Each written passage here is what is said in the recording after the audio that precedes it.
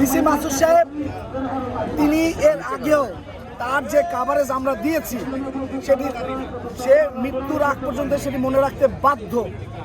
DC Masud সাহেব তিনি অবশ্যই গণমাধ্যমের সাথে তার ভালো আন্তরিকতা আছে, কিন্তু এই না, আমরা এর আগে দেখেছি শাহবাগের থানার মধ্যে গণমাধ্যম কর্মীদের উপরে যেভাবে হামলা করেছিল পুলিশ কনস্টেবল, তাকে কিছুই করে নাই।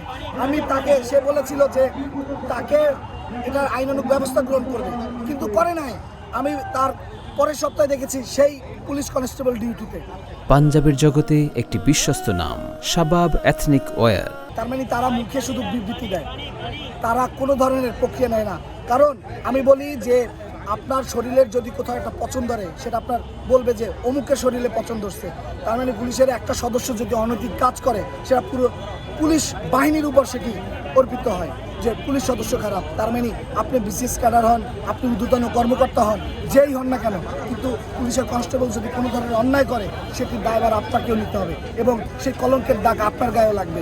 তাই আপনি আপনাদের জায়গা থেকে, ঊর্ধ্বতন কর্মকর্তা যারা আছেন তাদের জায়গা থেকে বলবো, আপনারা আপনাদের জায়গা থেকে পুলিশ সদস্যদের যারা এই ধরনের কাজ করেছে তাদেরকে সামনে নিয়ে আসুন, চাকরিচ্যুত করুন। তাহলে পুরো দেশবাসী এটি মনে রাখবে যে না, পুলিশ ভালো হয়েছে। পুলিশের সদস্য যারা অন্যায় করে তাদের বিচার, তাদেরকে পুলিশ কখনো ছাড় দেয় না। আর আপনারা যদি বদলি করেন, বদলি কি, এটা কি একটা শাস্তি নাকি? বদলি তো পুলিশ এমনি সবসময় হয়ে থাকে। বদলি কোনো উপযুক্ত কোনো বিচারই না। তাই বলবো, যারা এই অন্যায় করেছে তাদেরকে অতি দ্রুত আইনের আওতায় এনে তাদেরকে চাকরিচ্যুত করুন। তাহলে অন্যান্য পুলিশ সদস্যরা শুধরাবে। পুলিশ সদস্যরা কিন্তু দেখবেন লাঠি দিয়ে কাউকে আঘাত না করে পুরস্কৃত হয়েছিল। ঠিক আবার যারা এই মানুষকে মেরে নির্বিচারে, কাকে মারছেন আপনি? যারা আপনার ভাই, আপনার বোন, আপনি তাদের গায়ে হাত তুলছেন। আপনার কি এটা রাইট আছে? আপনি এই দেশের নাগরিক, আপনি চাকরি ছেড়ে তো আপনি সেই রাজপথে তো আসবেন, আর এই পুলিশে তো আবার আপনাকেও পিটাবে একদিন। তবে একটা জিনিস দেখবেন, পুলিশ সদস্য যারা চাকরিচ্যুত মানে চাকরি শেষ হয়ে যায়, তারা কিন্তু কখনো ওই পরবর্তী থানায় গিয়ে ভালো কিছু পায় না।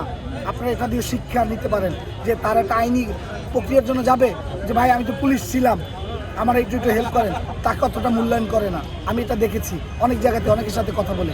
তার মানে আপনারা বুঝে নেন, আপনাদের জায়গাটা আপনাদেরকে পরিষ্কার করতে হবে, আপনাদের জায়গাটা আপনাদেরকে তৈরি করে নিতে হবে। ধন্যবাদ।